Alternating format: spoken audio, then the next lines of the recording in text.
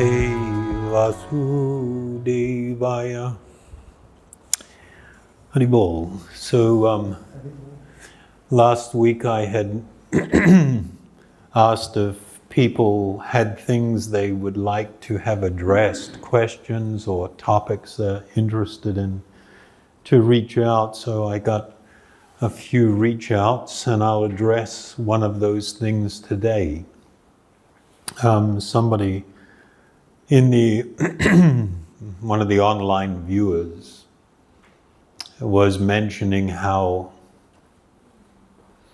in their childhood they had a couple of really traumatic events. One was to be hit by a bus, and the other one was to have become lost. And it was so traumatic for them that it's something that just keeps replaying in their head. And it makes them very anxious and fearful in their life. And it's just like they can't get rid of it. This anxiousness keeps manifesting and they keep considering it and asking how to address this. So this condition is actually manifest in a lot of different ways. Sometimes people have just a really amazing childhood, or as a teenager or in their early adult life, they had some just incredible experience. And then they're just always, then their life kind of started falling apart. And then they're thinking, they're all nervous and fretful about their life and wanting to go back to something that was in the past. So you've got these two things where people look in the past and they either have regrets or fears or anxiousness about it, or there was something really good that happened and now their life's not going very well and they wish they were back there. So there's a lot of different things going on in this kind of situation from a spiritual perspective. We've spoken in the past about three ways in which people experience anxiety. And the first being when you want to get something and you're fearful that you won't be able to get it, whether it's an object, a position, a relationship, or whatever. And then there's all this anxiousness about not being able to get what I think is so desirable and what I think will make me happy. Then you have another type of anxiety when I've got things and then I'm kind of fearful of losing them. And I'm being really overly protective and always considering how to put some security in my life in place so I don't lose what I have. And the third type is when you lose that which you think is valuable and important, and then you're just in this anxiety and regret and thinking, if only I had have done this, or if only I hadn't done that, and then wanting to get back to that space. And of course, when you look at it very objectively, it's kind of like, whoa. When I didn't have it and I wanted it, I was in anxiety. When I got it, I was now in another type of anxiety. And then when I lost it, here I go again in anxiety. And it's just like, well, something wrong with this picture.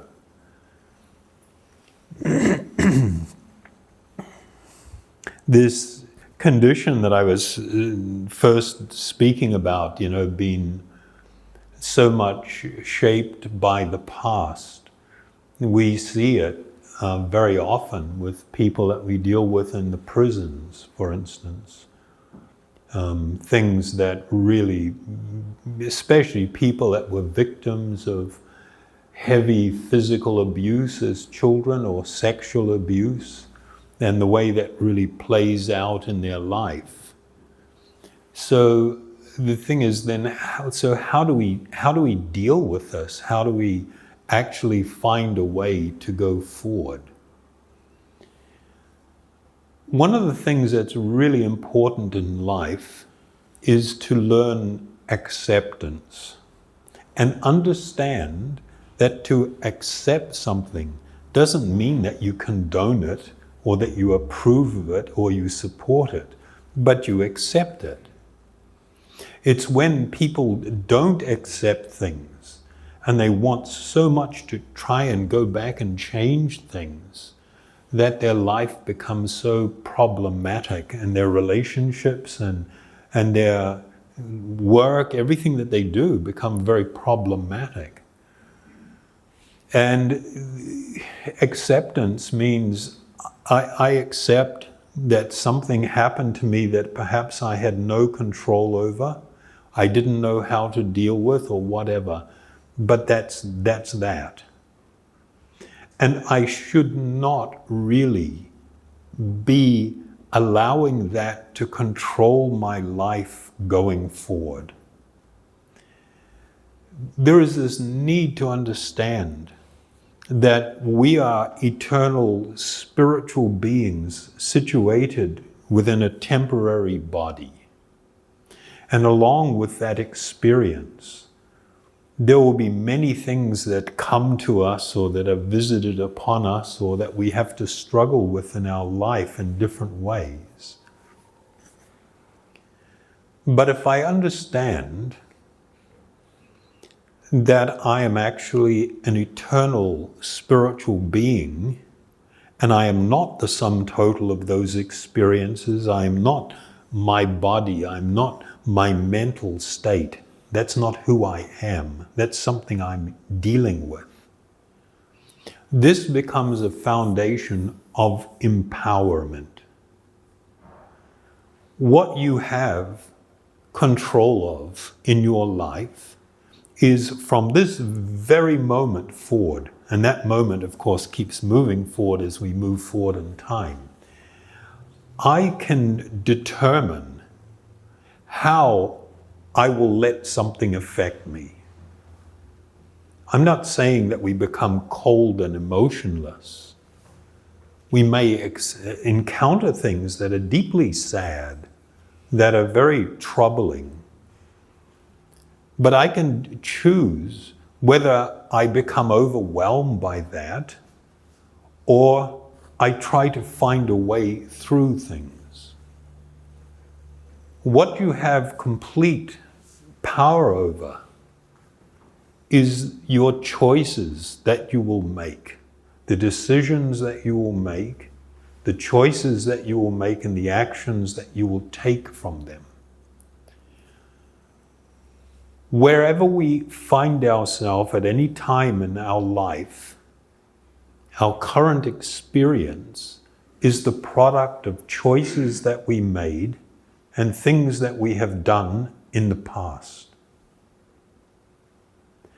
If I want to take control of my future, then I must take control of my decision making.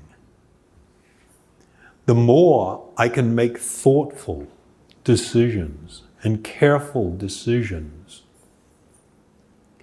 the more I can guarantee that the experience I will have in my life going forward will fundamentally be okay to very good, somewhere in that kind of a range.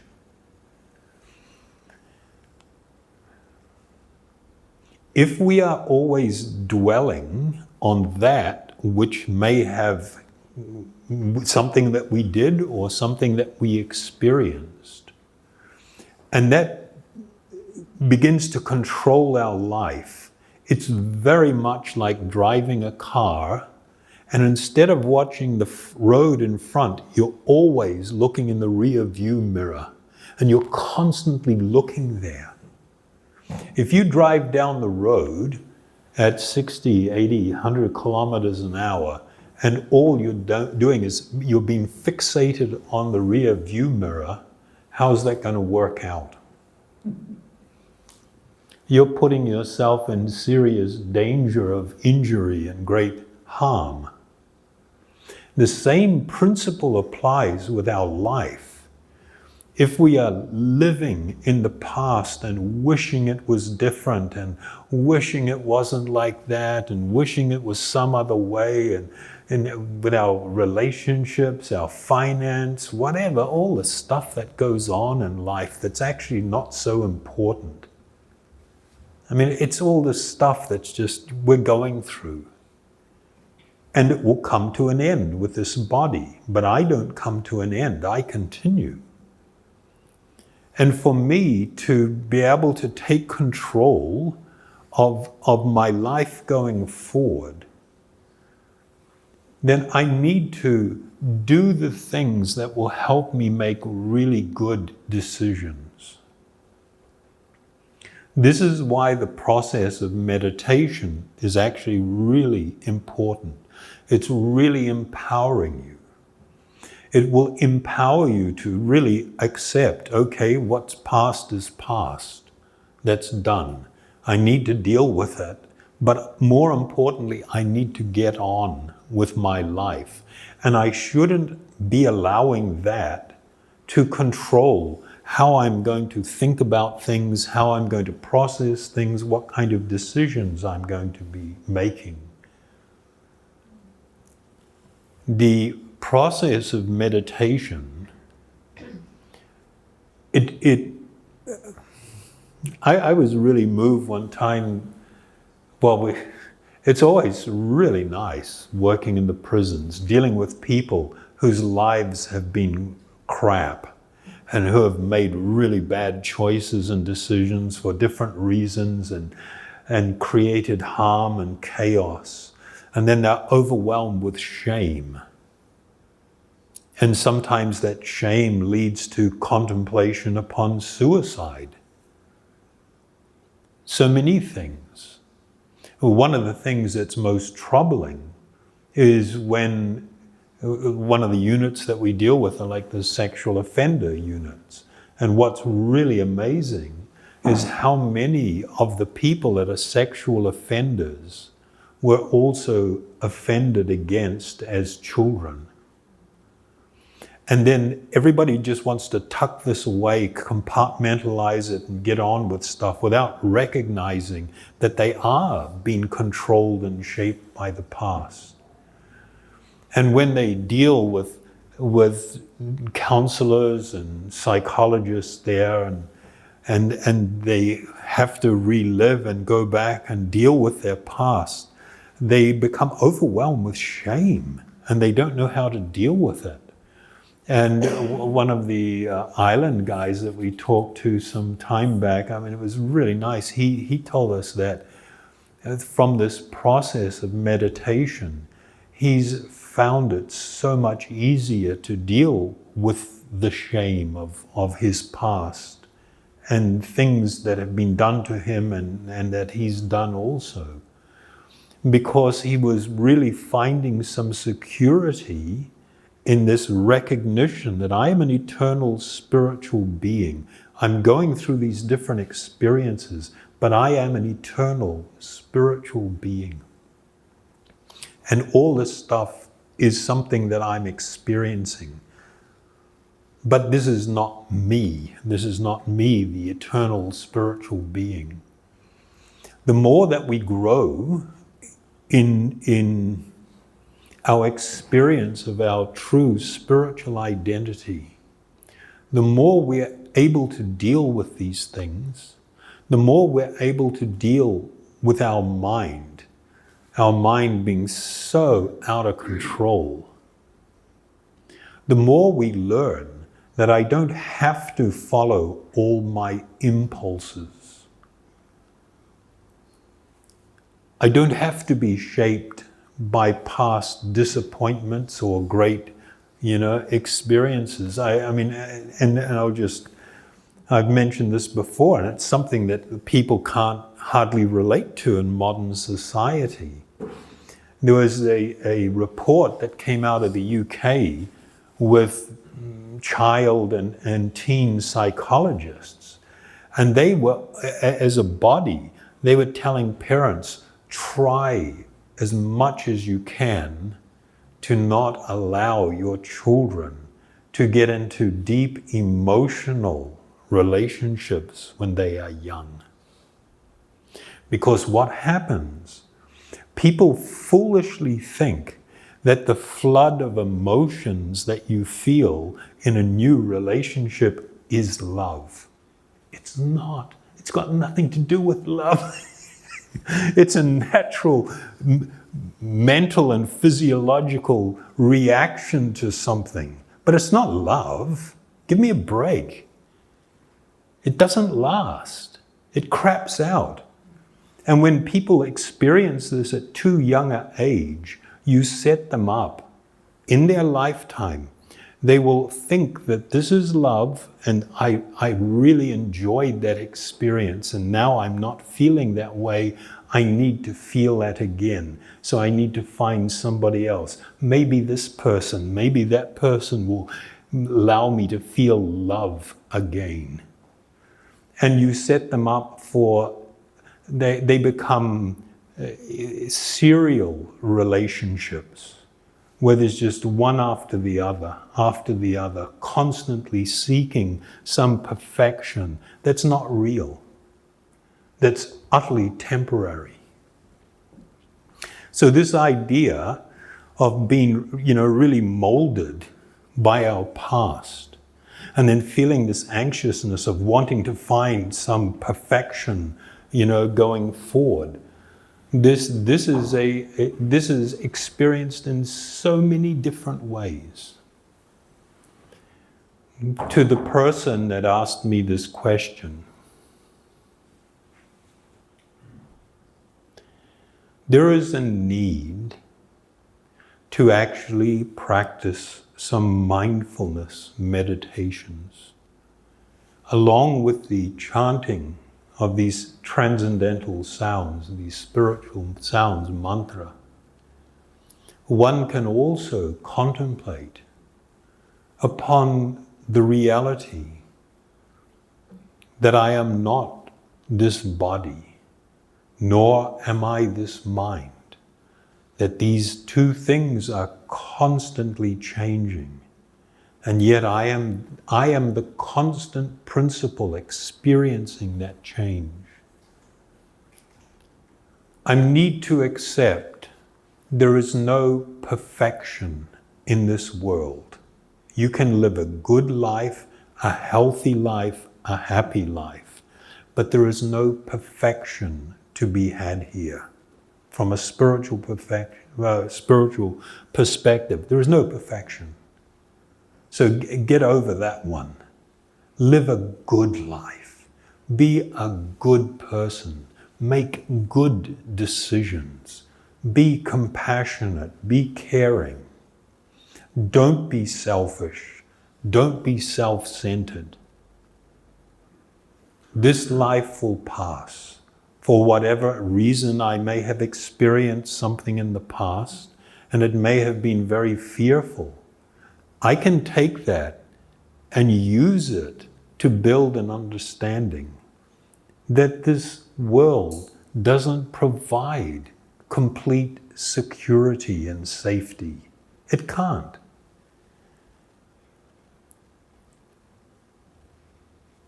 Don't seek that in that which is material. Seek it in that which is spiritual. You have to actively engage in the process of meditation and contemplation upon these truths, in mindfulness meditations also. And it will help you, particularly when you're feeling tremendous. Another woman reached out to me from Australia some time ago. She was just constantly in anxiety. She was fearful. She knew her parents were aging and that she knows that they're going to die, and she's just so afraid of that she just got to this point where she's constantly thinking about it, and because of that she couldn't even function. She couldn't get out of bed. She became really deeply depressed. But it seems like she's worked things out things that we were suggesting that you try and do. You've got to be realistic about this world. This is not my home. Life in this body will come to an end. I'm here for a short time. I should use this life for something very noble and important, and that is my spiritual well-being, to become enlightened. That is what this human life should be used for. If you take these guiding principles and actually apply it to your life, don't just let your mind run wild. Start putting your own thoughts in there. Start thinking about things. Okay, why am I feeling this way? What is the truth of things? When I consider that, it's all of a sudden it's like, I kind of get it. So that's about it. We okay with that? Anybody have a question? I'm not a trained psychologist. I have no don't think that this is medical advice. It's definitely not. It's spiritual advice. Do I think it's important? Yeah. Do I think it will deal with most things? Absolutely. I know that to be a reality.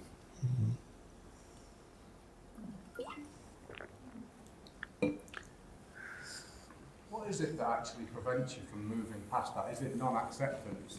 Yeah. You need to just accept. Stop wishing it didn't happen or it wasn't like that, because that's not going to make any difference. It's just kind of like worrying about something. To be worrying about something doesn't change anything. It just makes your ability to live a proper life, it just minimizes your ability to live by just worrying. I mean, sit down and figure out, okay, what are my options? What can I do about this? I may not be able to solve everything, but what can I do about it? And then take that on board and do it, act on it. You do the best that you can do. In life, that is all that's asked of us, to simply do the best that we can do. At any given time, it will be different from previous times and future times. But wherever we are, you simply do the best that you can do under the circumstance. Seek some good spiritual principle and direction to take on board and begin to guide you in your life, in your choices and decisions. Okay? Thank you very much.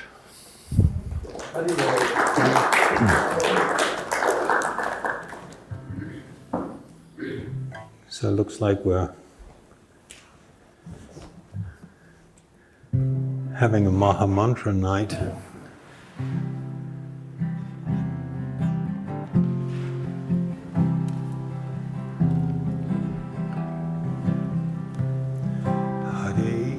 Krishna, Hare Krishna, Krishna Krishna, Hare Hare,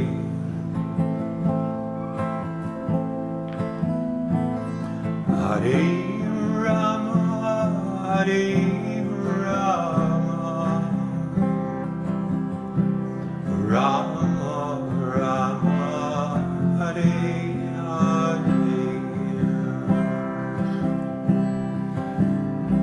Hare Krishna, Hare Krishna, Krishna Krishna, Hare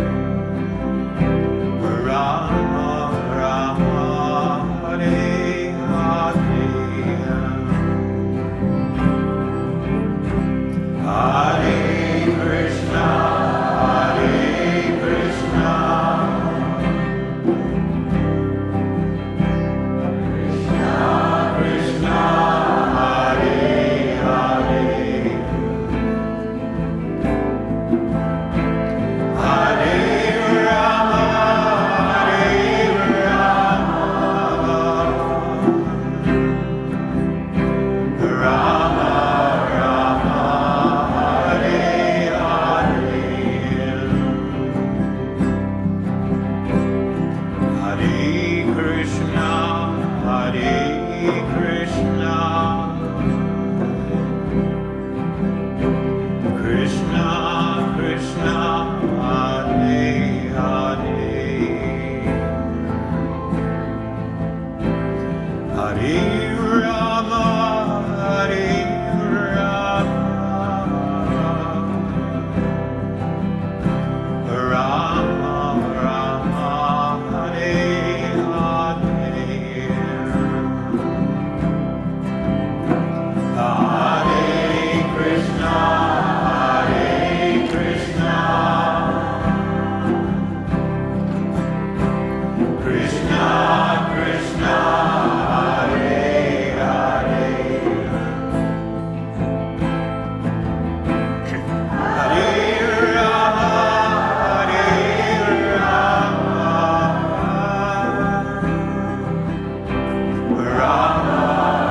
Rama Hare Hare, Hare Krishna,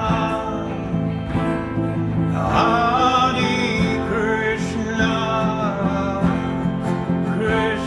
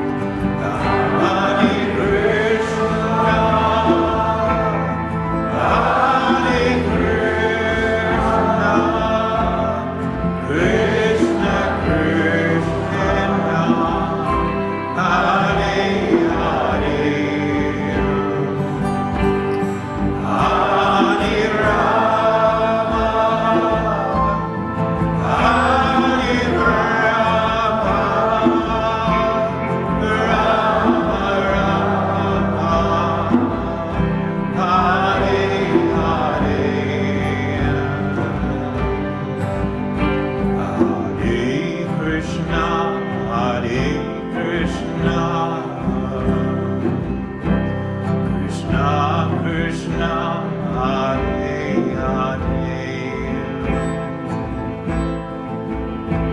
Hare Rama, Hare Rama,